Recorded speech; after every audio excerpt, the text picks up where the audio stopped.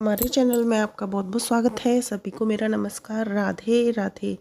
आज की वीडियो में हम जानेंगे कि जो राधा रानी की सखी, दासी, मंजरी जो भी बनना चाहती हैं, एक ही बात है, कहाँ अलग अलग जाता है।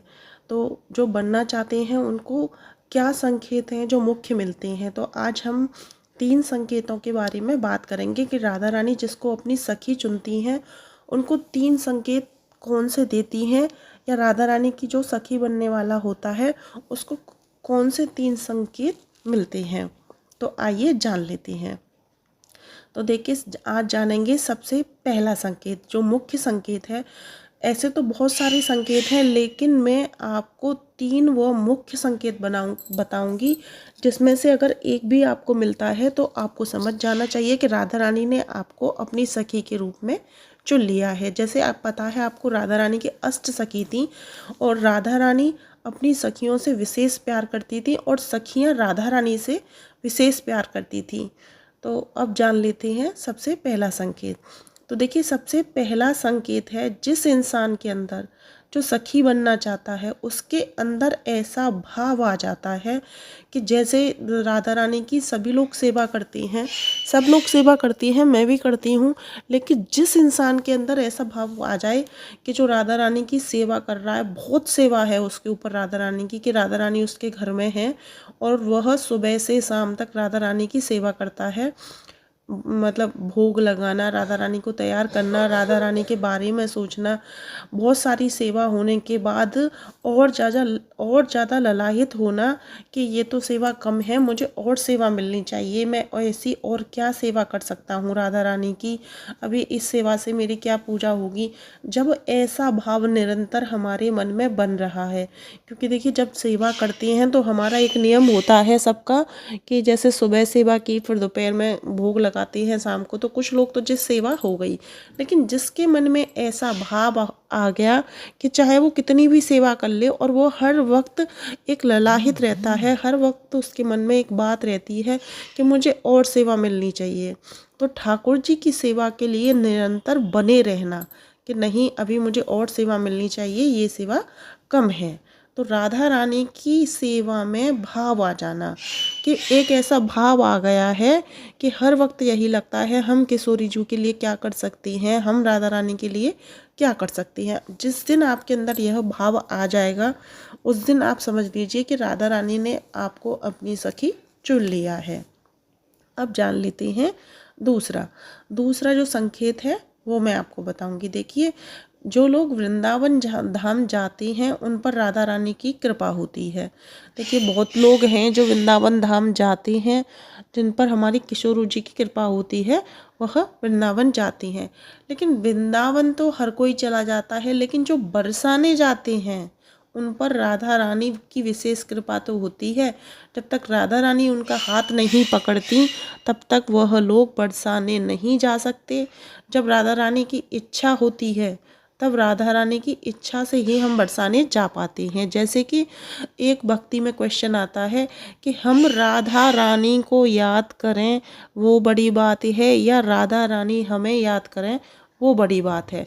तो देखिए, राधा रानी को तो विशेष भक्त हैं, बहुत भक्त हैं, सभी याद करती हैं, लेकिन राधा रानी कुछ मुख्य भक्तों को ही याद करती हैं जो उनको प्रिय होती हैं।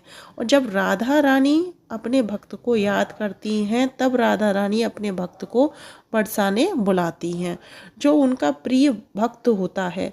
क्योंकि ऐसा नियम बन पाना बहुत ही मुश्किल है कि आप वृंदावन के साथ बरसाने भी जाएं, या फिर आपका बरसाने का नियम हो कि हफ्ते में, महीने में आप बरसाने जा रहे हो। ऐसा नहीं है।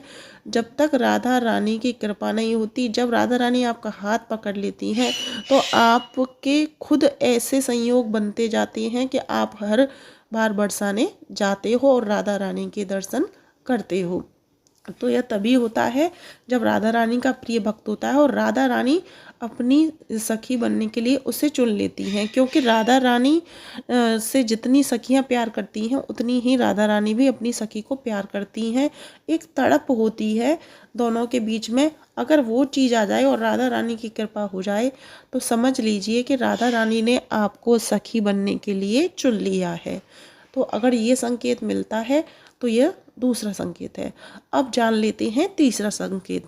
तो देखिए तीसरा है, ये सबसे ज़्यादा मुख्य है। सबसे पहले यही भाव आता है हमारे अंदर कि देखिए श्री कृष्ण जी की पूजा तो सभी करते हैं, सब करती हैं। हर घर में आपने देखा होगा कि लड्डू गोपाल हैं, हर घर में ज़्यादातर 90% घरों में लड्डू गोपाल होते हैं।